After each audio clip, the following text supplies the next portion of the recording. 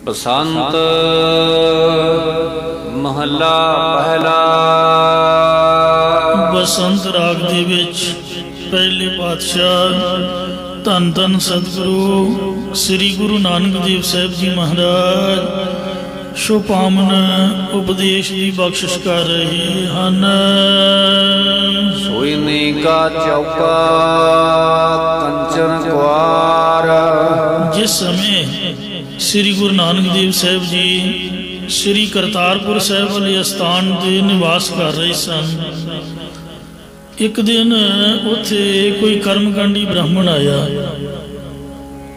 उन्हें सतगुरु जी के दर्शन किए। गुरु जी ने कहा कि हे ब्राह्मण जी, पहला लंगर विचों प्रशादा छकाओ। तद उसने अगों किया कि मैं अपने हथी अपनी रसोई तैयार करता हाँ। इत्थे सारे जात पात वाले एको पंगत विच बैठ के छकी जाते हैं, इसलिए मैं तुहाडे लंगर विचों तैयार होया प्रशादा नहीं छक सकता। सतगुरु जी ने कहा कि फिर तुसी लंगर विचों सुखी रसद लै लो ते आप ही तैयार करके छक लवो। तद उन्हें रसद लै लई ते जदों दरिया के किनारे चुल्हा बनाउण लई थां पुट्टिया तां हेठां तो हड्डियां निकल आईयां। फिर दूजी थां ते पुट्टिया, उतों भी हड्डियां निकल आईयां। इउं जिथों पुट्टे उतों हड्डियां ही निकल आउण। अखीर वो गुरां दे चरनां ते ढह पिया ते कहन लगा कि मैनू अपने लंगर विचों ही प्रशादा छकाओ। तदों सतगुरां ने कहा कि वो समा बीत गया है, हुण तुसीं वाहिगुरू कह के इस चौंके नूं ही सुच्चा समझ लो अते भोजन तैयार करके छक लो। तदों उसने भोजन तैयार करके छकिया। फिर जदों गुरां दे पास आया तद सतगुरां ने बाहरले पखंड के कर्मकांडां की निखेधी करदियां अपने मन नूं संबोधन करदे होया नाम दे विच लगन लई यह पावन उपदेश कथन कीता। प्यार नाल सुनो जी। हाँ जी, फिर पंक्ति पढ़ो। सोईने का चौका कंचन कुआर। हे मन, भावें कोई ऐसा संजमी होवे कि उस कोल सब तो पवित्र धात सोने का चौंका, रसोई का चार कोणा मंडल चौंका कहते हैं, जो चौरस होवे। अजकल तो साडे घरां दे विच स्लैबां दियां पईयां हुंदियां ने, एक पासे सिंक हुंदी है। पहलां दरवाजा लाईदा सीगा, हुण ओपन ही रखदे ने। पुराना टाइम सीगा, साडे घरां दे विच बाहर विहड़े दे विच चुल्हा चौंका हुंदा सीगा, चौरस, उहनूं चौंका कहंदे ने। भावें सोने का ही सारा तैयार किया होवे, क्योंकि सोना धात शुद्ध मन्नी है। अते कंचन कुआर, कंचना भी सोने का है, सोने के ही कुआर पात्र बर्तन भांडे होण जिहदे विच पा के खाना होवे। जिहड़ी कैं धात है ये झूठी मन्नी है। उज्जल कैहा चिलकना चमकदा तो बहुत है, पर घोटम कालड़ी मस धोतियां झूठ न उतरै जे सो धोवां तिस। कहण दा भांडा सतगुरु नानक देव जी कहंदे धोतियां मांजियां सुच्चा नहीं हुंदा। तुसीं उंगल घसाओगे, जिन्ना मर्जी उन्होंने मांज के धो के सवार के पूंज लो, साफ करके जब उंगल घसाओगे तुहाडे उंगल नूं कालख लगूगी। कहण दा बर्तन झूठा ही रहिंदा। जिहड़ा मिट्टी का भांडा है ये कोरा तो सच्चा हुंदा, ते जद विच हथ मार लईए तां गुरु घर दे विच भी कुंभ का जल नहीं रखीदा। जल रखण तो पहला वैसे ही पानी घुमा के हाथ नहीं मारीदा। जे विच किसी ने पा के खा लिया, साडे अमृतसर हलवाई दुध दिंदे ने, काढ़िया होया दुध मिट्टी के गिलासां दे विच ओह गिलास सुੱਟ दिंदे ने। ते आ जिहड़ा डिस्पोजेबल है ये प्लास्टिक तो भला है ही बड़ा गंदा। प्लास्टिक के भांडे च ते कच दे च तां खाना ही नहीं चाहिए, ये तो बिल्कुल ही नकम्मी चीज़ है। मिट्टी का भांडा एक बार छक ले वो मुड़ के फिर मांजिया भी सुच्चा नहीं हुंदा। जिहड़ा लोहे का बर्तन है ये मांज के सुच्चा हो जाता। सोने का जिहड़ा है ये लोगों ने शुद्ध ही मन्निया है। सो इसलिए कहते सोने के भावें भांडे बना लो, सोने का चौंका तैयार कर लो, चौंका दे के सुच्चा होए अपने आप को सो सुच्चा मन के ते चौंके दे विच बैठ के तैयार करे। बहुत विस्तार अते बहुत फैलाव वालियां चांदी दियां ही लकीरां कढ़ियां होण। सो जिहड़े ब्राह्मण सन वो लकीरां कढ़ के विच चौंका बनाउंदे सी, उहदे अंदर किसी नूं आउण नहीं सी दिंदे। महाराज ने लिखिया कारी कढ़ी क्या थी जां चारे बैठियां नाल। जे चारे औगण तुहाडे नाल ने हिरदे दे विच हन, लब कुत्ता है, कूड़ चूड़ा है, ठग खादा मुरदार है। सो लब कुत्ता कूड़ चूहड़ा ठग खादा मुरदार, कारी कढ़ी क्या थी जां चारे बैठियां नाल। तो इस तरीके नाल तुसीं किवें सुच्चे हो सकते हो। गंगा का उदक करंते की आग। फिर जिवें अजकल पानी दीयां बोतलां ते लिखिया हुंदा गंगा जल, विच भावें छप्पड़ दा ही पानी पाया होवे, इहदे ते तां भरोसा कोई नहीं। पुरानियां बोतलां चुक चुक ट्रेनां दे विच तां बिल्कुल ही नियाणे इस तरह करदे ने।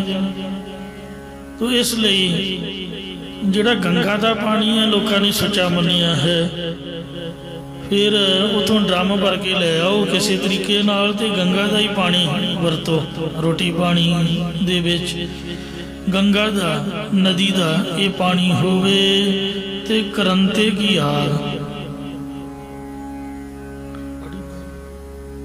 करंते हत्थां दी अग होवे, भाव हाथ विच चुंबक पत्थर नूं घसा के अग कढ़ी होवे।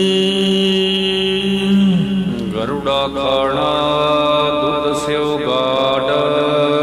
या यग आदि की पवित्र अग्नि होवे। अरनी भाव एक काठ का जंतर है जिस नाल यग आदि विच अग पैदा कीती होवे।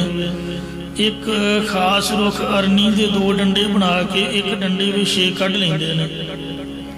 उस विच दूजा डंडा फसा के उसनूं मधानी वांग रस्सी ते लपेटे दे के बहुत तेजी नाल घुमाउंदे, जिस करके दोहां डंडियां दी रगड़ नाल विचों अग पैदा हो जाती है। जिस अग नूं ब्रह्म सुची मनदे ने, जिहड़े ब्रह्म ने उस अग नूं सुची मनदे ने अपने हत्थ नाल कढ़ी होई अते यज्ञां आदि या भोजन तैयार करने लई वरतदे ने। फिर खास तरह दे गरुड़ा खाना दुध स्यों गाड़। गरुड़ा चौलों का नाम है। एक तरह के एक किस्म के चावल ने गरुड़ा चावल, जो कच्चे ही गर्म दुध च पाउण नाल फुल जाते हैं। ख्याल है कि चिड़वड़ियां का पुराना नाम है। जिवें दुध विच फुल्लियां पा के आपां खांदे हां, मैं तो उदों दियां बंद कीतियां ने। एक बार लालच आ गया, सवेरे सवेर बोरी भरी सीगी ते दुध का बाटा भरिया, वो बोरी चों मुठ भरी। बांदर लालची हुंदा ना, लालच मन च आ गया, मुठ भरी ते दुध च पा लई, मूँह तां चुक्या होया, वेख्या है नहीं, वेख्या ते दुध च मेंगना ही मेंगना, चूहिया नहीं ना। तां मुड़ के प्रसाद लईया, जे कोई दे दे तां भी नहीं सकीदा फुल्लियां दा, ते ना मुड़ के छकण की कोई इच्छा की है दुध आदि दे विच। मैं क्या मना भी इहदा काम माड़ा हो गया। तो इस वास्ते आ जिहड़े चिड़वड़े ने ये भी दुध आदि च पा के बंदा खा सकदा, उहनूं गरुड़ा कहंदे ने। गरुड़ा जो भी चीज़ है उन्होंने वेख चाह के चुन चन के साफ करके फिर ही बना के खानी वाजिब है। तो इस तरह गरुड़ा रंग बिरंगी नूं भी कहंदे ने। एक पलाऊ हुंदा है, जिस प्रकार चावल रंगो रंगिया पानिया चो बाल के रलाई दे ने, अमाइया बीबियां जरदा बनाउंदियां ने, मिठे चावल वो चो रंग पाउंदियां ने। ते कोई रंग जिहड़ा है वो केसरी हुंदा, कोई हरिया हुंदा, उन्होंने भी गरड़ा कहते रंग बिरंगे चौलों नूं, या रिझे हुए चावलों भी गरुड़ा कहते हैं।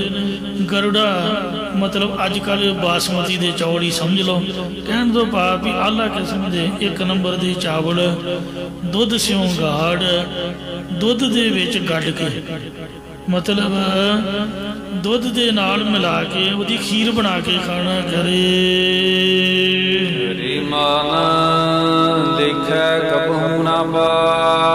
ये मेरे मना इहो जे कर्मकांड कदे भी प्रवानगी विच नहीं पैंदे। जामना भीजै साजना, जदों तक जीव सच्चे परमात्मा दे नाम दे विच नहीं भेजदा तद तक सब कर्म व्यर्थ ने, फजूल हन। विश्राम दे कर फरमान करदे ने।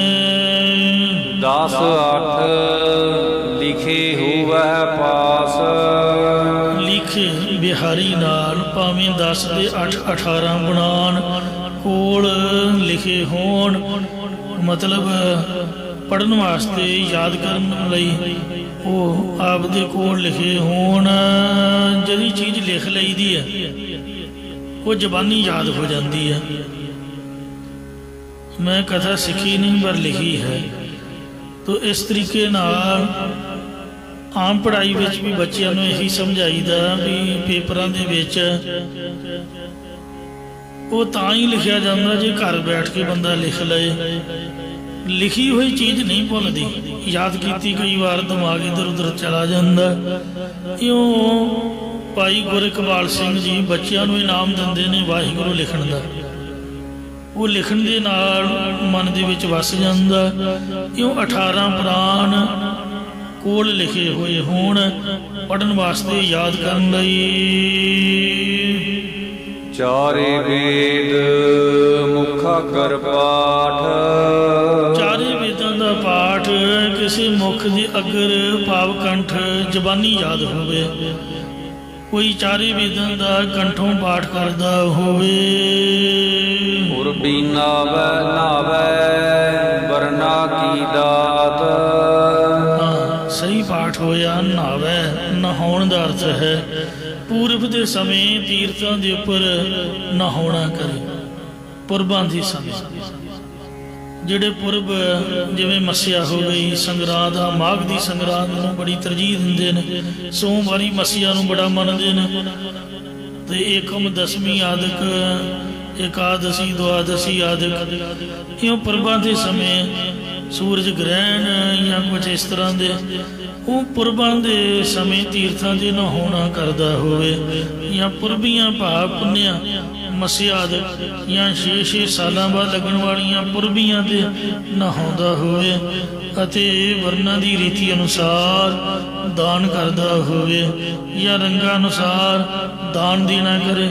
भाव चंद्र ग्रहण ते चट्टी वस्तु दान करदा होवे, दुध खीर आदि बना के, ते सूरज ग्रहण दे लाल वस्तु दान करदा होवे।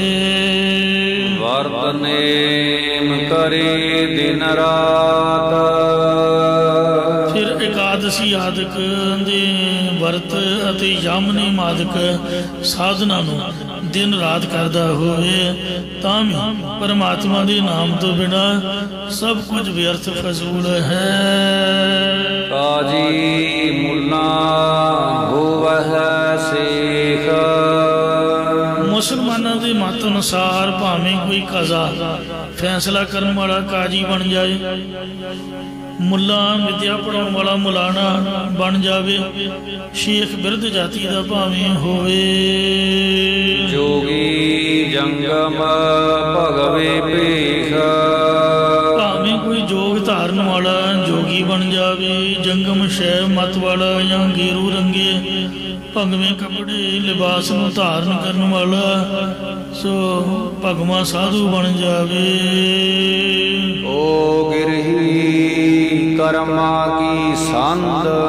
ਚਾਹੇ ਕੋਈ ਗ੍ਰਸਤੀ ਹੋਵੇ, ਇਹ ਸਾਰੇ ਕਰਮ ਕਾਂਡਾਂ ਦੀ ਸੰਧੀ ਵਿੱਚ ਨੇ, ਭਾਵ ਕਰਮ ਕਾਂਡਾਂ ਦੇ ਜੋੜ ਵਿੱਚ ਜੁੜੇ ਹੋਏ ਹਨ। ਬਿਨ ਬੂਝੇ ਸਭ ਖੜੀਅਸ ਬੰਦ। ਖੜੀਅਸ ਤੇ ਫਲਾਣੀ ਚੀਜ਼ ਸੋ ਖੜ ਲੈ ਜਾ, ਇਉਂ ਮਾਝੇ ਦੀ ਬੋਲੀ ਆ ਖੜਨਾ ਉਤਰਾਣਾ। ਖੜ ਦਾ ਅਰਥ ਤਾਂ ਖਲੋਣਾ ਹੁੰਦਾ ਹੈ, ਪਰ ਇਹ ਮਾਝੇ ਦੀ ਬੋਲੀ ਹੈ। ਖੜੀਅਸ ਲੈ ਜਾਵੇਗਾ। ਪਰਮਾਤਮਾ ਦਾ ਸਰੂਪ ਬੁੱਝਣ ਤੋਂ ਬਿਨਾਂ ਸਾਰੇ ਜਮਦੂਤ ਬਣ ਕੇ ਪਰਲੋਕ ਨੂੰ ਲੈ ਜਾਵੇਗਾ। ਜੀਤੇ ਜੀ ਲਿਖੀ ਸਰਕਾਰ। ਜਿਤਨੇ ਵੀ ਜੀਵ ਨੇ ਸਾਰਿਆਂ ਦੇ ਸਿਰ ਉੱਪਰ ਪ੍ਰਭੂ ਦੇ ਹੁਕਮ ਰੂਪੀ ਕਾਰ ਲਿਖੀ ਹੋਈ ਹੈ। ਜਿਵ ਜਿਵ ਹੁਕਮ ਤਵੈ ਤਿਵ ਕਾਰ।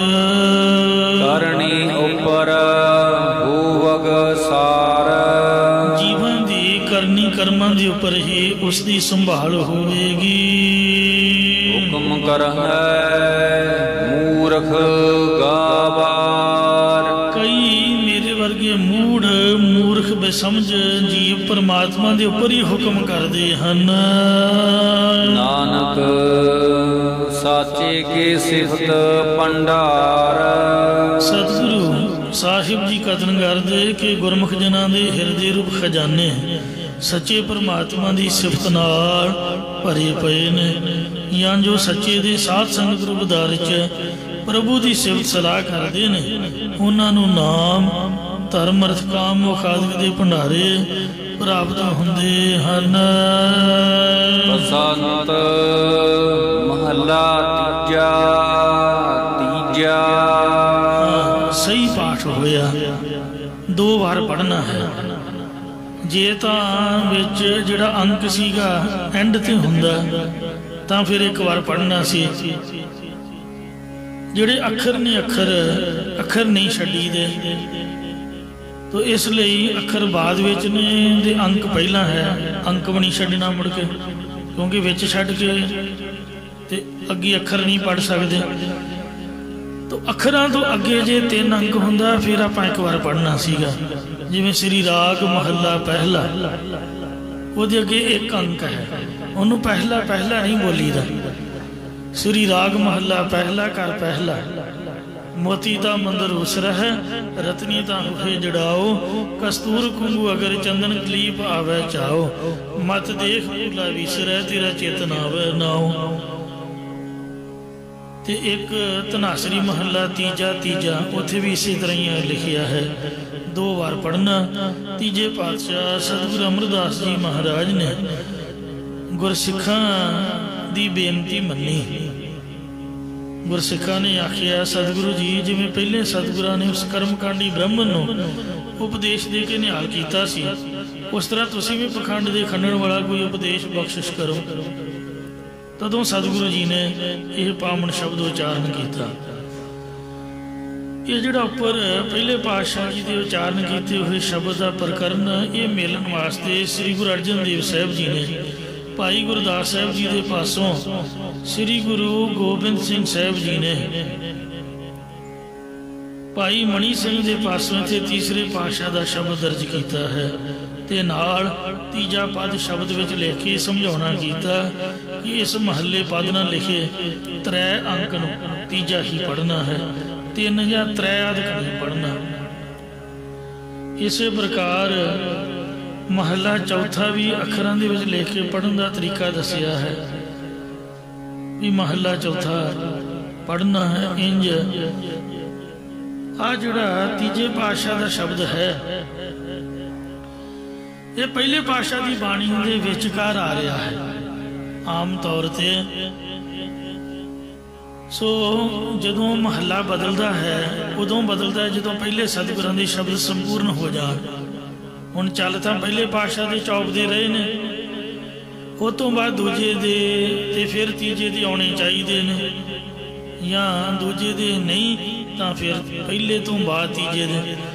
ਪਰ ਬਾਣੀ ਪਹਿਲੇ ਪਾਤਸ਼ਾਹ ਦੀ ਚੱਲਦਿਆਂ ਤੀਜੇ ਪਾਤਸ਼ਾਹ ਦਾ ਸ਼ਬਦ ਆਉਣ ਦਾ ਮਤਲਬ ਆਪ ਨੂੰ ਬੇਨਤੀ ਕਰ ਦਿੱਤੀ, ਸਮਝਾ ਦਿੱਤਾ। कि गुरु गोबिंद सिंह साहब जी ने भाई मनी सिंह के पासों लिखवाया तां है कि उपरले प्रकरण नाल मिलता है। श्री गुरु अर्जन देव जी ने भी भाई गुरदास साहब जी के पासों इसी तरह ही लिखवाया है, क्योंकि सब तो पहले कथावाचक भाई गुरदास जी होए ने, उन्होंने तो पहला कोई कथावाचक नहीं होया सिखां दे विच। पहला सतगुरु जी खुद आप ही गुरबाणी की कथा सरवण करवाया करते सन। गुरसिੱਖੀ के प्रचार हेतु भाई गुरदास साहब जी ने हुक्म होया। सो गुरबाणी के महान विद्वान भाई साहब जिन्होंने वारां दे राही कविता सवैयां दे राही गुरबाणी की व्याख्या की, बड़ी संकोचमई तरीके दे नाल छोटी छोटियां पौड़ियां पंक्तियां दे विच बड़े बड़े शब्दों के सिद्धांत। इसे तरह तीजे पातशाह समझ लो इसे ही प्रकरण दे विच उत्थे कीर्तन होया होगा गुरु अमरदास जी के दरबार च, या गुरु साहब ने खुद आप भी शब्द पढ़ के सुनाया होगा, तो फिर संगतां ने बेनती की, तो फिर महाराज समझ लो पहले पातशाह की शब्द की कथा ही कर रहे हैं। शब्द की कथा गुरबाणी की कथा गुरबाणी के मुताबिक गुरबाणी राही ही कर रहे हैं। बाणी का शब्द उचार के प्यार नाल सुनो। वस्त्र उतार दिगंबर होग।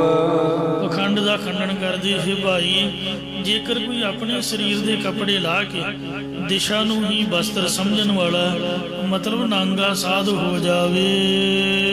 जटाधार क्या कमावै जोग।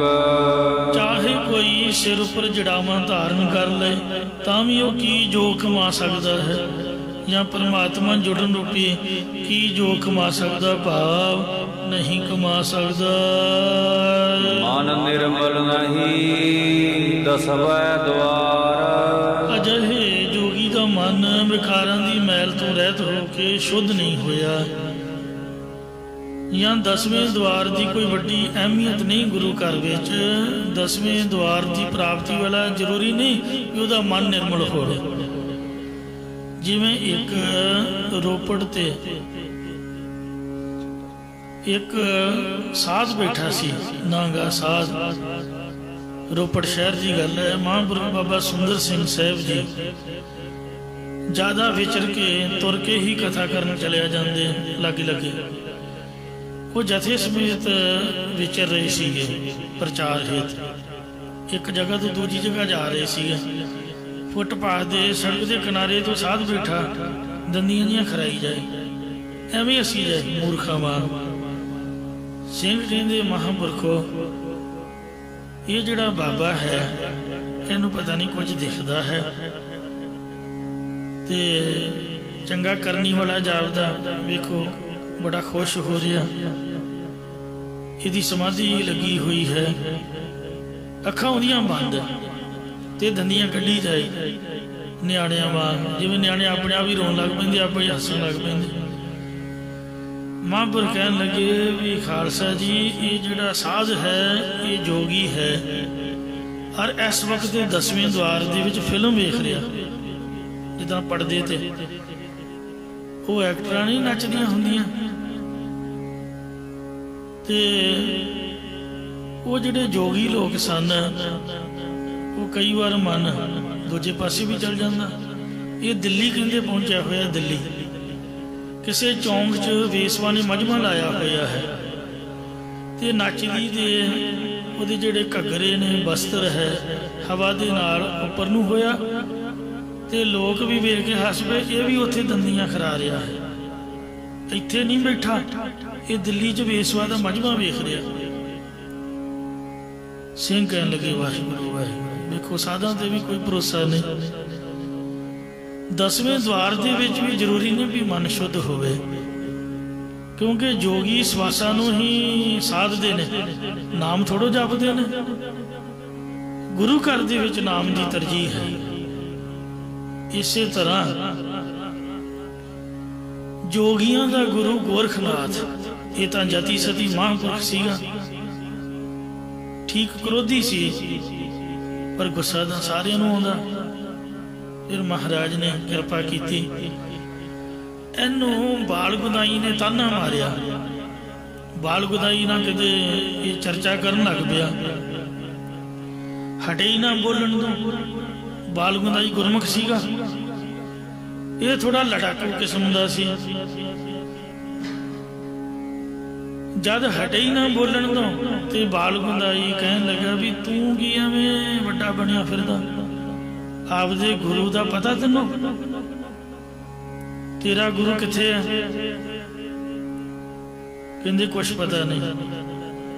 कहंदे तेरा गुरु मछंदर नाथ संगला दीप दे विच उत्थों दा अमरू राजा मर गया ते ओदी देह दे विच प्रवेश करके पद्मनी जात दियां इस्त्रियां दा सुख भोग लिया। दस पता? कहंदा ये तो माड़ा है।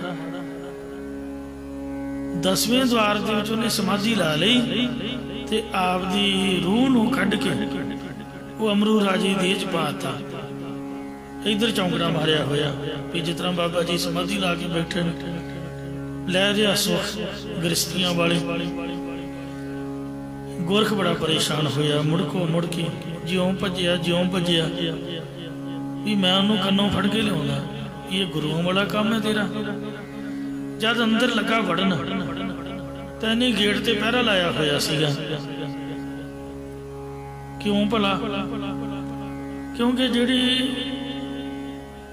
एक कैटागरी के बंदे ने वो आपदे बंदियां नूं जानदे हुंदे ने भी साडे नाल दे किवें ने, दूजिआं नूं तां नहीं पता। जिस महकमे च बंदा काम करता होवे उहनूं आपदे साथियां दा पता हुंदा। एक बार जोगी मैनूं गल्लां च वरगला के बिस्तरा लै लिया, कहंदा भी आ मणका तैनूं दिंदे पर विखाउणा नहीं किसी नूं, किसी जोगी के हथ नहीं फड़ाना। कहने का मतलब की भी जी आप फड़ावांगे वो दस दोगा भी नकली है। उन्होंने तो पता, हुण सानू भावें नहीं पता। इनू आपकी कमजोरी पता सी भी मैनू जोगी पहचानूंगा। पहरेदारां नूं गेट ते ने हुक्म किया सी कि किसी कन्न पाटे जोगी नूं अंदर नहीं आउण देना। पहरेदार ने उन्होंने रोक लिया, कहने लगा महाराज माफ़ करना, साडे राजे का हुक्म है कि कोई भी कन्न पाटा जोगी अंदर नहीं जा सकता। तो फिर गोरख ने अपना भेस बताया, भेस वटा के ते सिर के उपर कपड़ा लैके जिमें अजकल दे ढोलकी चिमटे वाले बाबे लेंदे ने, माइया वांग चुन्नी जी बना लेंदे ने ते वो कन्न ढक के रखते ने। इउं जोगी गोरखनाथ ने मुंदरा बड़े कन्न ढक ले, भेस वटा लिया। उस तो बाद जोगियां के कन्न ढकण की मर्यादा चली है। ये अंदर प्रवेश होया, झकानी दे के अंदर वड़ गया। फिर ये दरबार दे विच नहीं सी जा सकता, उत्ते सख्त पहरे लगे हुए सी। जिन्हें गेट अंदर नहीं आउण दिता, दरबार च कौन आउण देगा? इन्हें आपदा भेस वटा के जिहड़ा उस्ताद उत्थे जोड़ी वजाउंदा सी राज दरबार दे विच वेसवा दे नाच हुंदियां तो, उस उस्ताद दे पैर फड़ के जोड़ी सीखी।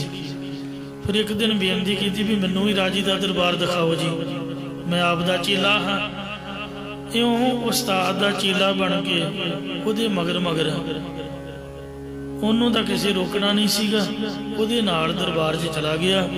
जब वेसवा नच रही सीगी ते ताल पूरे जा रहे सीगे ते बड़ा सिर घुमा रहा सी। मछंदर नाथ अमरू दी मुर्दा देह दे विच बैठा होया। गोरखनाथ ने जोड़ी वजाउंदियां होया विचों बोल कढे, जाग मछंदरा गोरख आए, जाग मछंदरा गोरख आए। जिवें डोलियां खिडाउंदे ने बाबे काले इलम वाले, वो घड़े के उपर कहण दी थाली मुद्धी मार के ते डंडे मार के ते लहरिया पढ़ते हैं, वारां दियां पढ़ते हैं। वो डोलियां खिडाउंदे विचों भूत बोलता है। इउं भूतां वाले बाबे की तरह, जिस तरह भूत कढ़ी दा किसी चों थाल खड़का के, इउं जोड़ी खड़का के जाग मछंदरा गोरखाए वाला लहरिया बना के ये जद मस्ती मार रहा सीगा, सिर घुमा रहा सी, उतना ही इहदा सिर घुमा के विचों इहदी रूह नूं कढिया, इहदे कन्न फड़े भी चल पुत ਇਹਨੂੰ ਲੈ ਗਿਆ असली देह ਦੇ ਵਿੱਚ ਵਾੜ ਕੇ ਤੇ ਫਿਰ ਕੰਨ ਪੁੱਟੇ ਕੰਨਾਂ ਤੋਂ ਫੜ ਕੇ ਗੁਰੂ ਨਾਨਕ ਸਾਹਿਬ ਦੇ ਚਰਨੀ ਪਾਇਆ। ਕਹਿੰਦੇ ਆ ਵੇਖ ਲਓ ਮੇਰੇ ਗੁਰੂ ਦੀ ਹਾਲਤ ਮਹਾਰਾਜ, ਜਿਵੇਂ ਆਪ ਨੇ ਮੇਰੇ ਤੇ ਕਿਰਪਾ ਕੀਤੀ ਹੈ ਇਸ ਤਰ੍ਹਾਂ ਮੇਰੇ ਗੁਰੂ ਤੇ ਵੀ ਕਿਰਪਾ ਕਰੋ।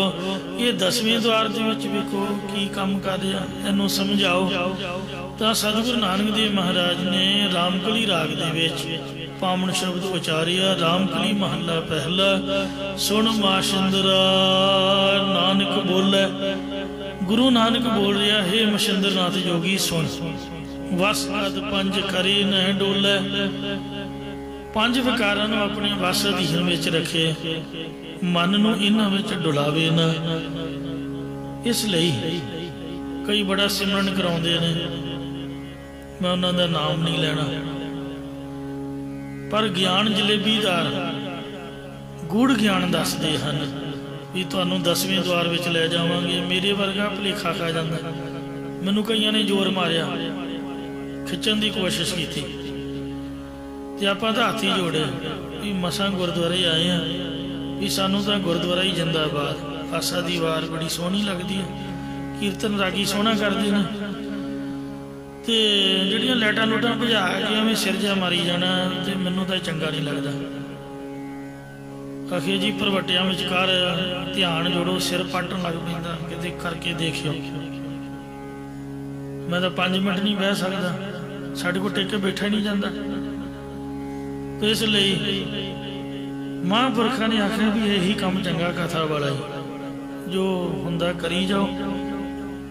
ਕਈ ਵਾਰ ਪੁੱਛਿਆ ਵੀ ਨਿਤਨੇਮ ਤੋਂ ਇਲਾਵਾ ਵਾਹਿਗੁਰੂ ਨਿਤਨੇਮ ਛੱਡ ਕੇ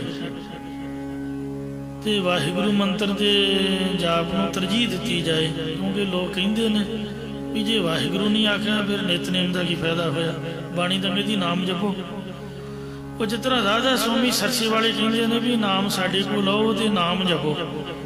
ਕਥਾ ਬਾਣੀ ਦੀ ਕਰਦੇ ਨੇ, ਆਖੇ ਜੀ ਬਾਣੀ ਨਾ ਪੜੋ, ਬਾਣੀ ਕਹਿੰਦੀ ਨਾਮ ਜਪੋ, ਨਾਮ ਸਾਡੇ ਕੋਲ ਆਓ। ਇਸ ਤਰ੍ਹਾਂ ਸਾਡੇ ਜਿਹੜੇ ਸਿਮਰਨ ਕਰਾਉਣ ਵਾਲੇ ਨੇ ਉਹਨਾਂ ਤੋਂ ਕਦੇ ਪੁੱਛ ਕੇ ਵੇਖਿਓ। ਕਈਆਂ ਨਾਲ ਮੈਂ ਸਿਰ ਅੜਾਇਆ, ਲੜਿਆ ਵੀ ਚੰਗੇ ਤੁਸੀਂ ਗੁਰਦੁਆਰੇ ਦੇ ਬੰਦੇ ਹੋ। ਇੱਕ ਨੂੰ ਮੈਂ ਪੁੱਛਿਆ, ਮੈਂ ਕਿਹਾ ਤੇਰਾ ਪੁੱਠਾ ਦਿਮਾਗ, ਤੂੰ ਦੱਸ ਵੀ ਅੰਮ੍ਰਿਤ ਤੂੰ ਛਕਿਆ ਹੋਇਆ ਵੀ ਜੇ ਤੈਨੂੰ ਕੋਈ ਕਹੇ ਵੀ ਪੰਜਾਂ ਪਿਆਰਿਆਂ ਦੀ ਸੇਵਾ ਕਰਨੀ ਹੈ ਤੇ ਕੀ ਕਰੇਗਾ। ਗੁਟਕਾ ਪਹਿਲੀ ਵਾਰ ਫੜਿਆ ਨਹੀਂ ਜਾਂਦਾ ਬਾਟੇ ਦੇ ਉੱਪਰ, ਇੱਕ ਹੱਥ 'ਚ ਖੰਡਾ ਹੁੰਦਾ, ਇੱਕ ਹੱਥ 'ਚ ਕਿਰਪਾਨ ਹੁੰਦੀ ਹੈ। ਜੇ ਕੋਈ ਤੈਨੂੰ ਦਿਖਾ ਵੀ ਦੇ ਤੇਰੇ ਕੋਲ ਵੇਖ ਕੇ ਪਾਠ ਪੜ੍ਹਿਆ ਨਹੀਂ ਜਾਣਾ, ਕਿਉਂਕਿ ਤੂੰ ਪੜ੍ਹਦਾ ਹੀ ਨਹੀਂ। ਇਹ ਕਥਾਵਾਚਕ ਨੂੰ ਘੇਰ ਲਿਆ। ਮੈਂ ਕਿਹਾ ਵੀ ਕੀਰਤਨ ਸੋਲਾ ਪੜ੍ਹ। ਉਹ ਕਹਿੰਦਾ ਮੈਂ ਤਾਂ ਕਦੀ ਪੜ੍ਹਿਆ ਨਹੀਂ। ਤੇ ਮੈਂ ਕਿਹਾ ਵੀ ਕਥਾ ਕਿਹਨੇ ਸਿਖਾਤੀ ਤੈਨੂੰ। ਕਥਾਵਾਚਕ ਤਾਂ ਜਥੇ ਦੇ ਵਿੱਚ ਸੋ ਜਿਹੜਾ ਨਿਤਨੇਮੀ ਹੋਵੇ ਤੇ ਉਹਨਾਂ ਨੂੰ ਮਹਾਂਪੁਰਖ ਵਿਦਿਆ ਦੀ ਕਲਾਸ ਦੇ ਵਿੱਚ ਬਿਠਾਇਆ ਕਰਦੇ। ਤਾਂ ਇਸ ਵਾਸਤੇ ਨਿਤਨੇਮ ਤਾਂ ਆਪਾਂ ਕਰਦੇ ਕੋਈ ਨਹੀਂ, ਫਿਰ ਲੋਕਾਂ ਨੂੰ ਪ੍ਰਚਾਰ ਦੇ ਵਿੱਚ ਇਹੀ ਆਖਾਂਗੇ ਵੀ ਨਿਤਨੇਮ ਦੀ ਲੋੜ ਨਹੀਂ। ਬਾਣੀ ਦਾ ਕਹਿੰਦੀ ਨਾਮ ਜਪੋ ਤੇ ਉਹ ਕਈ ਕਥਾ ਵੀ ਨਹੀਂ ਕਰਦੇ, ਕਹਿੰਦੇ ਕਥਾ 'ਚ ਗੱਲਾਂ ਹੁੰਦੀਆਂ ਨੇ, ਕੀਰਤਨ ਸੁਣੋ ਬਸ। ਤੇ ਉਹ ਕੀਰਤਨ ਦੀਆਂ ਪੰਕਤੀਆਂ ਇੱਕ ਸ਼ਬਦ ਦੇ ਵਿੱਚ ਕਿੰਨੀਆਂ ਉਹ ਪਤਾ ਨਹੀਂ ਲੱਗਦਾ ਸ਼ਬਦ ਆਰੰਭ ਕਿਹੜਾ ਹੋਇਆ, ਸਮਾਪਤੀ ਕਿੱਥੇ ਹੋਈ ਹੈ। ਕਈ ਇਹ ਵੀ ਵਿਰੋਧਤਾ ਕਰਦੇ ਨੇ ਵੀ ਕੀਰਤਨ ਚੱਲ ਰਿਹਾ। ਦਰਬਾਰ ਸਾਹਿਬ ਦੇ ਮੈਨੇਜਰ ਨੇ ਇੱਕ ਵਾਰ ਅਲਮਾਰੀਆਂ ਚੁੱਕਦੀਆਂ ਗੁਟਕੇ ਦੀਆਂ, ਆਖੇ ਜੀ ਦਰਬਾਰ ਸਾਹਿਬ 'ਚ ਬਹਿ ਕੇ ਪਾਠ ਨਹੀਂ ਕਰਨਾ। ਬੰਦਾ ਪੁੱਛੇ ਵੀ ਤੇਰੇ ਘਰ ਕਰੀਏ ਜਾਂ ਮਸੀਤ 'ਚ ਚਲੇ ਜਾਈਏ। ਆਖੇ ਕੀਰਤਨ ਹੋ ਰਿਹਾ, ਕੀਰਤਨ ਸੁਣੋ। ਸਾਰੇ ਥੋੜੀ ਸੁਣ ਸਕਦੇ ਨੇ, ਦੱਸੋ। ਬੰਦੇ ਤਾਂ ਚਾਰ ਕੁ ਬਹਿੰਦੇ ਨੇ ਰਾਗੀਆਂ ਦੇ ਮਗਰ। ਆ ਹੁਣੇ ਮੈਂ ਥੋੜੇ ਦਿਨ ਹੋ ਕੇ ਜਾ ਕੇ ਆਇਆ, ਮਾਫ ਕਰਨਾ, ਪਹਿਰੇਦਾਰ ਸੇਵਾਦਾਰ ਬੈਠਣ ਹੀ ਨਹੀਂ ਦਿੰਦੇ। ਜੇ ਕੋਈ 5-10 ਮਿੰਟ 10-15 ਮਿੰਟ ਬਹਿ ਜਾਏ ਉਹਨੂੰ ਫੜ ਕੇ ਕਹਿੰਦੇ ਵੀ ਉੱਠੋ ਬਈ ਸਵਈਆਂ ਵਾਲੇ ਆ ਗਏ। ਮਹਾਰਾਜ ਨੇ ਵੀ ਜਗ੍ਹਾ ਉਨੀ ਕੀ ਬਣਾਈ ਆ। ਇਹ ਕਿਹੜਾ ਲੰਗਰ ਹਾਲ ਹੈ ਗੁਰੂ ਰਾਮਦਾਸ ਦਾ, ਜਿਹੜੀਆਂ ਪੰਗਤਾਂ ਲੱਗੀਆਂ ਹੋਈਆਂ 5-5 ਮੰਜ਼ਿਲਾਂ। ਜੇ ਮਗਰ ਨਾ ਬੈਠ ਕੇ ਸੁਣੀਏ ਫਿਰ ਮਨ ਨਹੀਂ ਟਿਕਦਾ। ਆਸੇ ਪਾਸੇ सारे थोड़ो कथा सुनते हैं, कीर्तन सुनते हैं। कई घरों बेचारे आते ने, तो टाइम ही उन्होंने को उन्ना क अगले की मर्जी है, भावें वो गुटका प्रकाश करके नितनेम करे, भावें कीर्तन सुने। साडों की लोड़ है किसी को ग्रसन की? संगत आपकी खुशी के नाल, वो भी तो पाठ रब का नाम ही है। जिथे अखंड पाठ साहब चलता होवे उत्थे भी मना करते हैं भी कथा कीर्तन नहीं होना चाहिए। हुण इन्ने अखंड पाठ चल रहे हैं 15 साढ़े, तुसीं जाके वेखियो बाबे कल्ले बैठे ने, कोई सुनता दसो? जिन्हें कथा सुननी ने कथा ही सुननी, जिन्हें कीर्तन सुनना कीर्तन ही सुनना, जिन्हें पाठ सुनना उन्हें आपका पाठ सुन ही लेना। तो इस वास्ते संप्रदा दे विच इहदी कोई मनाही नहीं की जाती। भावें कीर्तन चल रहा है, भावें कथा चल रही है, तुहाडा मन टिकिया तुसीं पासे बैठ के नितनेम कर सकते हो। आपां तां कदी किसी नूं रोकदे नहीं। तो इस तरह कोई अखंड पाठ साहब चल रहा है, लागे दीवान सजाया जा सकता है, पाठ वाले ने पाठ पढ़ी जाना, तो जिन्हें सुनना वो अगों पिछों भी सुन सकता। तो कहने का भाव यह है कि गुरबाणी मुख है। कई नाम प्रभु परमात्मा का जपाते हुए गुरबाणी को पिछे कर देंगे भी ना तो कथा की लोड़ है, ना ही नितनेम की लोड़ है, बस कीर्तन च सिर कमाई जाओ तो रब रब करी जाओ। या जोड़े जोगी लोग ने वो कल्ले सवासा चढ़ाते उतराते ने, वाहिगुरु नहीं कहते। तो 10वें द्वार का कोई लालच देवे, वो पिछे लग के गुरुद्वारा ना छड्डो, कथा कीर्तन संगत ना छड्डो, महाराज सच्चे पातशाह जी की बाणी का नितनेम ना छड्डो। जो मर्जी कोई बोली जाए, महापुरखों का हुक्म है भी वाहिगुरु नाम तो जपना ही जपना। आपदा नितनेम भी जरूरी है। नितनेम तो अलावा तुसीं कर सकते हो, पर नितनेम नहीं छड्डना चाहिए। रहर रास 5 बाणियां लाजमी हैं। 5 प्यारिਆਂ की सेवा दे विच उही सिंह लग सकदा जिन्हों 5 बाणियां जबानी याद होण। जे कल्ला वाहिगुरु ही कहना हुंदा तुसीं दसो ते एडा वड्डा गुरु ग्रंथ साहब काहतों लिखिया महाराज ने?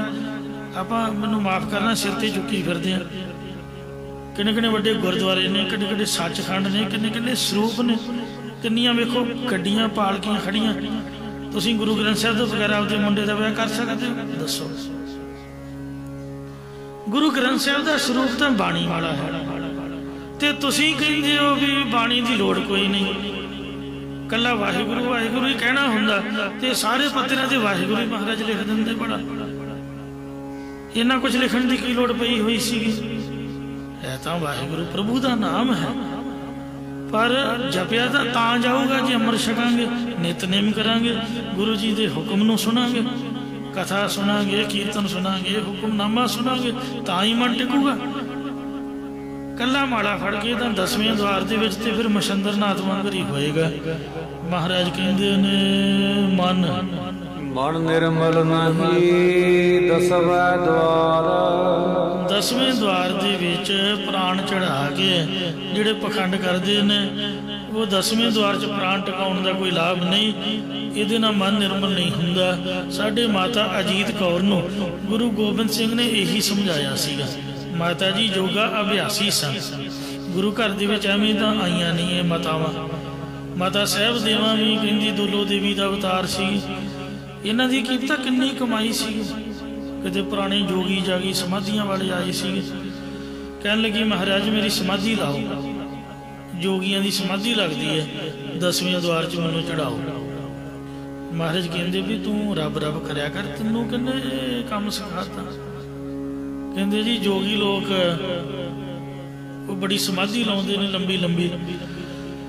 महाराज कहंदे आपां वाहिगुरु वाहिगुरु कहना है, कथा कीर्तन करना सुनना, बाणी का नितनेम करो। बस इन्हां चक्करां 'च नहीं पैना चाहिए। ये तो जलेबीदार चक्कर है, बाणी तो सीधी सादी है। औखा तो रब नूं विद्वानां ने बनाया होया, साडे बाबियां ने बनाया होया, डेरियां वाले ने, क्योंकि उन्हां दी दुकान ही तां चलनी है, डेरे तां चलने ने जे इहो जी जलेबीदार ज्ञान रब नूं औखा करनगे। महाराज सच्चे पातशाह ने तो उपदेश ही बड़ा सौखा दिता। अमृत छको सिंह सजो, जपजी साहिब का पाठ, रहरास का पाठ करो, वाहिगुरु वाहिगुरु कहो। ਜ਼ਰੂਰੀ ਨਹੀਂ ਵੀ ਚੌਂਕੜਾ ਮਾਰਨਾ, ਤੁਰ ਫਿਰ ਕੇ ਕਰ ਸਕਦੇ ਹੋ। ਜ਼ਰੂਰੀ ਨਹੀਂ ਵੀ ਅੱਖਾਂ ਬੰਦ ਕਰਨੀਆਂ। ਅੱਖਾਂ ਦਿੱਤੀਆਂ ਰੱਬ ਨੇ ਕਾਹਦੇ ਲਈ ਨੇ? ਸਵਾਲ ਤਾਂ ਜੇ ਅੱਖਾਂ ਖੁੱਲੀਆਂ ਤੋਂ ਸਮਾਧੀ ਲੱਗੀ ਹੋਵੇ। ਮਾਤਾ ਜੀ ਨੇ ਖੜਾ ਕੀਤਾ ਤਾਂ ਸਤਿਗੁਰੂ ਜੀ ਕਹਿੰਦੇ ਬੈਠ ਜਾ, ਅੱਖਾਂ ਬੰਦ ਕਰ, ਸਿਰ ਤੇ ਹੱਥ ਰੱਖਿਆ ਤੇ ਸਵਾਸਾਂ ਦੀ ਪ੍ਰਕਿਰਿਆ ਸਮਝਾਈ ਕਿ ਸੱਜੀ ਨਾਸਿਕਾ ਥਾਨੀ ਤਾਂ ਚੜਾਓ, ਖੱਬੀ ਥਾਨੀ ਹੇਠਾਂ ਤਾਰੋ। ਜਦ ਇਸ ਤਰ੍ਹਾਂ ਚੱਲ ਪਿਆ ਕਹਿੰਦੇ ਹੁਣ ਖੱਬੀ ਥਾਨੀ ਤਾਂ ਚੜਾ ਕੇ ਸੱਜੀ ਥਾਨੀ ਹੇਠਾਂ ਤਾਰੋ। ਕਹਿੰਦੇ ਜੀ ਚੱਲ ਪਿਆ। ਫਿਰ ਮਹਾਰਾਜ ਕਹਿੰਦੇ ਵੀ ਭਰਵੱਟਿਆਂ ਦੇ ਵਿਚਕਾਰ ਟਿਕਾਓ त्रिकुटी सुखमना नाड़ी एड़ा पिंगला और सुखमना तीन बसे ठाई। ते कहते जी हाँ टिका हो गया। मारे कहते जोर मार, सवासां दा जोर मारिया, दरवाजा खुल गया। है तो 10-10 20 साल की प्रक्रिया, कईयां नूं जन्म भी लग जाते हैं, पर गुरु साहब की कृपा नाल मिनटां सकिंटां जी माता जी की जिहड़ी समाधि सी वो जुड़ गई। 10वें द्वार च सवास पहुँच गए। मारे कहते कित्थे आ? कहते जी 10वें द्वार च। कहते की है? तो कहते तह अनेक रूप रंग आनंद साहब दे विच लिखिया, 9 द्वारे प्रगट किए, 10वां गुप्त रखाया। तो ये वो सारा महाराज ने खोल के लिखिया। कहते जी बड़िया बड़िया आवाज़ां आ रही, बड़े रूप रंग दिस रहे, रोशनियाँ। महाराज कहते एक रस है कि कहते घट का वाधा है, जे रौला होवे तो घट जाता, ते जे एकांत होवे वध जाता। आनंद एक रस नहीं है। सतगुरु जी कहन लगे तू वाहिगुरु नाम सुन इन्हां आवाज़ां विचों, वावे खन्ना हाहे सियारी गग्गी अंकुल रारे दुलैंकड़। वाहिगुरु कह, वाहिगुरु सुन, क्योंकि बाहरी साज संगीत सुन लिया कजा अंदरला गल तो एको ही है। गुरु घर दे विच नाम नूं विशेषता दी गई है। बिन नाम हर के मुकत नाही कहे नानक दास। जद वाहिगुरु सुनिया बड़ा आनंद आया। ते महाराज कहते हुण किन्ना क आनंद है? कहते जी एक रस, बहुत आनंद है। ते प्रकाश भी वाहिगुरु दे विचों इन्ना मिल रहा है। पहला घट दा वाधा सीगा ते हुण तां इस तरह है जी, चिलमिल चिलकै चांदना तारा, सूरज किरण न बिजल गया नारा, कथी कथो चेन नहीं कोई पूरा है मन भाईंदा। फिर महाराज कहते भी नाम च ही आनंद होया। कहते जी हाँ, ये तेनों पहला ही आख्या सी भी कहना तो वाहिगुरु है, तो भावें उं तुसीं जबान उच्ची बोल के कही जाओ, तो भावें कंठ विच आखी जाओ, तो भावें हिरदे विच, ते भावें 10वें द्वार च। गल तां एकांत दी है, मन टिकाओ दी है। जे संगत च मन टिका लोगे तो सतसंगत साध पाई वडभागी, मन चल तो रूड़ा। वाहिगुरु की मर्जी है भी वो 10वें द्वार थानी लै जाए या बाईपास ही लंघा के उपर नूं लै जाए। इसलिए इच्छा नहीं करनी चाहिए। रोशनी भी महाराज के नाम चों ही प्राप्त हो जाती है। जै ज्ञान प्रकाश अज्ञान मिटांद। तो इस तरह गुरु घर दे विच 10वां द्वार कोई बड़ा नहीं है। गुरु महाराज की कृपा होवे, जे 10वें द्वार के अंदर वड़ गया तो वह जोगी है। आपां शरीर के मोह तो हंकार तो उपर उठना है।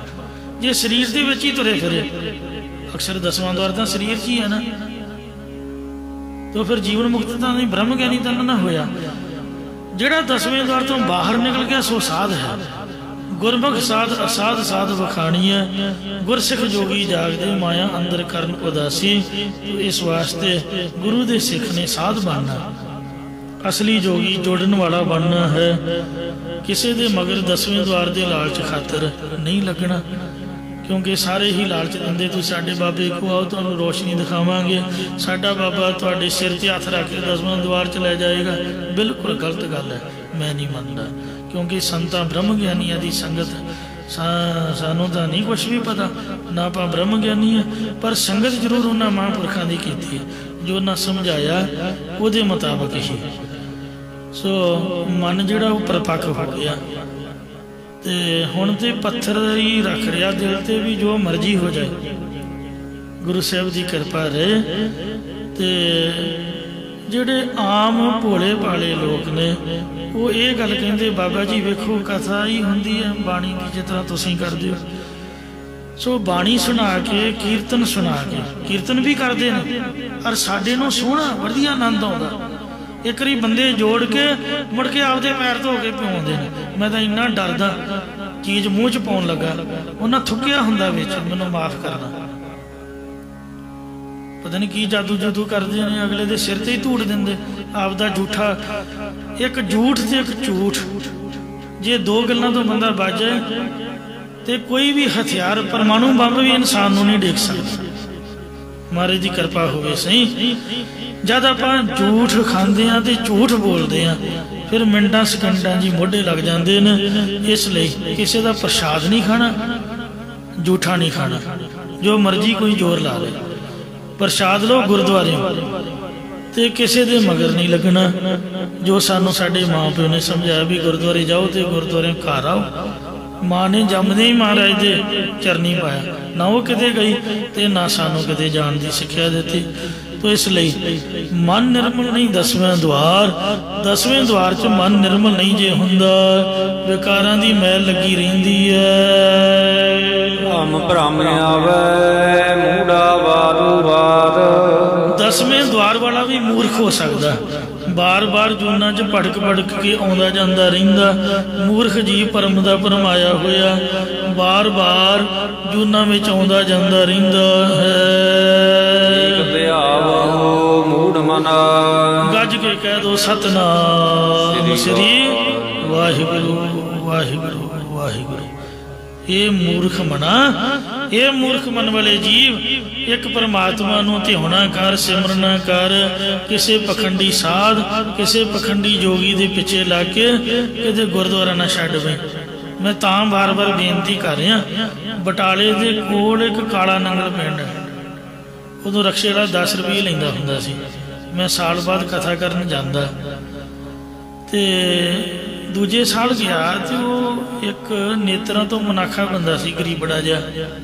ਉਹਨੇ ਬਿਨਾਂ ਹੀ ਵਾਜੇ ਤੇ ਬਿਨਾਂ ਹੀ ਜੋੜੀ ਤੋਂ ਇੰਨੀ ਸੋਹਣੀ ਉਹਦੀ ਆਵਾਜ਼, ਕਥਾ ਤੋਂ ਪਹਿਲਾਂ ਉਹਨੇ ਆਸਾ ਦੀ ਵਾਰ ਪੜ੍ਹਨੀ ਤੇ ਗਾ ਕੇ ਉਹ ਹੀ ਉੱਚੀ ਬੋਲ ਕੇ ਬਿਨਾਂ ਸਾਜ਼ਾਂ ਤੋਂ ਸਾਰੇ ਪਿੰਡ 'ਚ ਆਵਾਜ਼ ਜਾਣੀ। ਤੇ ਮੈਂ ਕਿਹਾ ਵੀ ਉਹ ਭਾਈ ਕਿੱਥੇ ਗਿਆ ਆਸਾ ਦੀ ਵਾਰ ਵਾਲਾ? ਕਹਿੰਦੇ ਬਾਬਾ ਜੀ ਸਾਈ ਬਣ ਗਿਆ। ਕਿਸੇ ਨੇ ਉਹਨੂੰ ਆਖਿਆ ਵੀ ਤੇਰੀ ਅੱਖਾਂ ਦੀ ਜੋਤ ਆ ਜਾਊਗੀ, ਉਹ ਤਾਂ ਗੁਰਦੁਆਰਾ ਛੱਡ ਗਿਆ ਜੀ। ਮੈਂ ਕਿਹਾ ਓਹੋ, ਇਦਾਂ ਗੱਲ ਮਾੜੀ ਹੋਈ। ਫਿਰ ਅਗਲੇ ਸਾਲ ਮੈਂ ਗਿਆ, ਉਹ ਫਿਰ ਆਸਾ ਦੀ ਵਾਰ ਪੜ੍ਹੇ ਤੇ ਮੈਂ ਉਹਨੂੰ ਪੁੱਛਿਆ, ਕਹਿੰਦਾ ਬਾਬਾ ਜੀ ਮੈਂ ਪਖੰਡ ਪਖੰਡੀ ਆ, ਝੂਠ ਹੀ ਬੋਲਦੇ, ਚਮਤਕਾਰ ਕੋਈ ਨਹੀਂ ਹੈ। ਤੇ ਇੱਥੇ ਇੱਕ ਨਿਹੰਗ ਸਿੰਘ ਬੈਠਦਾ, ਮੈਂ ਕਈ ਵਾਰ ਪਹਿਲਾਂ ਵੀ ਦੱਸਿਆ, ਸ਼ਾਮਾਂ ਨੂੰ ਕਿਤੇ ਵੇਖ ਲਿਓ, 4-5 ਵਜੇ ਆ ਜਾਂਦਾ ਸ਼ਾਮ ਦੀ ਕਥਾ 'ਚ, ਬਹਿੰਦਾ ਉੱਥੇ ਪਾਰਕ 'ਚ ਹੀ ਹੈ ਜਿੱਥੇ ਮੋਟਰਸਾਈਕਲਾਂ ਦੀ ਪਾਰਕ ਹੈ। ਉਹ ਮੈਨੂੰ ਤਾਂ ਯਾਦ ਹੈ, ਇੱਕ ਵਾਰ ਮੀਂਹ ਪਵੇ, ਕਥਾ ਕਰਕੇ ਮੈਂ ਉੱਠਿਆ, ਮੇਰੇ ਕੋਲ ਤਾਂ ਮੋਟਰਸਾਈਕਲ ਸੀਗਾ ਤੇ ਮੈਂ ਕਿਹਾ ਵੀ ਮੈਂ ਭੱਜ ਭੁੱਜ ਕੇ ਪਹੁੰਚ ਜਾਣਾ। ਤੇ ਬਾਬਾ, ਮੈਂ ਕਿਹਾ ਬਾਬਾ ਜੀ ਵੀ ਤੁਸੀਂ ਕਿੱਥੇ ਜਾਣਾ? ਕਹਿੰਦੇ ਮੈਂ ਮਾਜਰੀ 'ਚ ਜਾਣਾ, ਡੇਰਾ ਸਾਹਿਬ ਗੁਰਦੁਆਰੇ। ਮੈਂ ਕਿਹਾ ਚਲੋ ਜੀ। ਉਦੋਂ ਦਿਖਦਾ ਨਹੀਂ ਸੀ ਅੱਖਾਂ ਤੋਂ, ਤੇ ਉਹਨਾਂ ਨੂੰ ਮੈਂ ਘਰ ਤੱਕ ਛੱਡ ਕੇ ਆਇਆ, ਮੈਨੂੰ ਤਾਂ ਯਾਦ ਹੈ। ਤੇ ਥੋੜੇ ਕੁ ਚਿਰ ਬਾਅਦ, ਥੋੜੇ ਕੁ ਮਹੀਨਿਆਂ ਬਾਅਦ ਮੈਂ ਵੇਖਿਆ ਤੇ ਉਹ ਚੰਗਾ ਭਲਾ ਤੁਰਿਆ ਫਿਰਿਆ। ਮੈਂ ਕਿਹਾ ਜੀ ਤੁਹਾਨੂੰ ਤਾਂ ਦਿਖਦਾ ਨਹੀਂ ਸੀਗਾ? ਕਹਿੰਦੇ ਦਿਸਣ ਲੱਗ ਪਿਆ। ਮੈਂ ਕਿਹਾ ਵੀ ਅੱਜ ਤੱਕ ਮੈਂ ਤਾਂ ਕੋਈ ਵੇਖਿਆ ਨਹੀਂ ਵੀ ਜਿਹਨੂੰ ਨਾ ਦਿਖਦਾ ਹੋਵੇ ਤੇ ਉਹਨੂੰ ਦਿਸਣ ਲੱਗ ਪਏ ਦੋਵਾਂ ਅੱਖਾਂ ਤੋਂ ਹੀ। ਵੀ ਇਹ ਕਿਵੇਂ ਵਿਧੀ ਬਣੀ? ਕਹਿੰਦੇ ਕੋਈ ਨਿਊਜ਼ੀਲੈਂਡ ਤੋਂ ਗੁਰਮੁਖ ਆਇਆ ਸੀਗਾ, 60,000 ਰੁਪਇਆ ਉਹਨੇ ਮੇਰੇ ਤੇ ਲਾ ਕੇ ਅਕਾਲ ਆਸ਼ਰਮ ਆਈਓ ਹਸਪੀਟਲ ਤੋਂ ਆਪਰੇਸ਼ਨ ਕਰਾਤਾ। ਤੇ ਮਹਾਰਾਜ ਨੇ, ਸ਼ਹੀਦਾਂ ਨੇ ਕਿਰਪਾ ਕੀਤੀ। ਅਜੇ ਵੀ ਵੇਖੋ ਬਾਣੀ 'ਚ ਹੁੰਦਾ, ਮੰਗਦਾ ਨਹੀਂ ਕਿਸੇ ਕੋਲ, ਹੈਂਡੀਕੈਪ ਹੈ ਤੇ ਨਾ ਕਿਸੇ ਨਾਲ ਬੋਲਣਾ ਨਾ ਚਾਪਦਾ, ਚੁੱਪ ਕਰਕੇ ਸਤਨਾਮ ਵਾਹਿਗੁਰੂ। ਕੋਈ ਦੇ ਦੇ ਤਾਂ ਵਾਹ ਭਲੀ, ਨਹੀਂ ਤੇ ਪ੍ਰਸ਼ਾਦਾ ਗੁਰੂ ਕਾ ਲੰਗਰ ਜਿੰਦਾਬਾਦ, ਰੋਟੀ ਖਾਣੀ।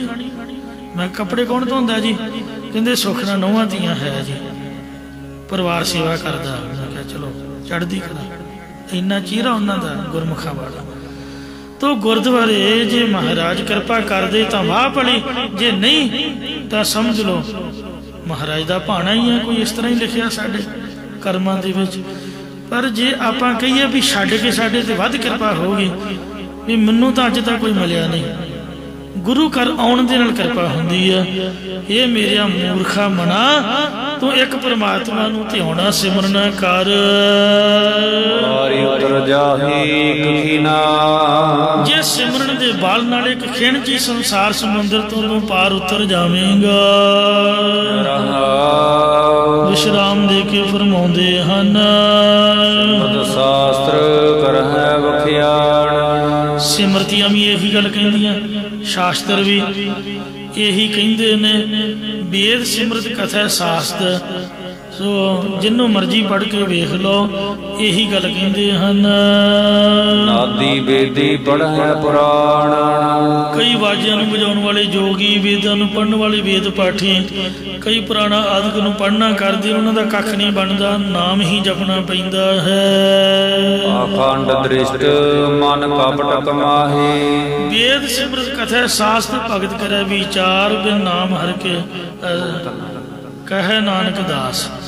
ਸੋ ਇਉਂ ਮਹਾਰਾਜ ਕਹਿੰਦੇ ਕਈ ਪਖੰਡ ਕਰਦੇ ਨੇ, ਪਖੰਡ ਵਾਲੀ ਦ੍ਰਿਸ਼ਟੀ ਹੋਣ ਕਾਰਨ ਮਨ 'ਚ ਛਲ ਕਰਦੇ ਹਨ।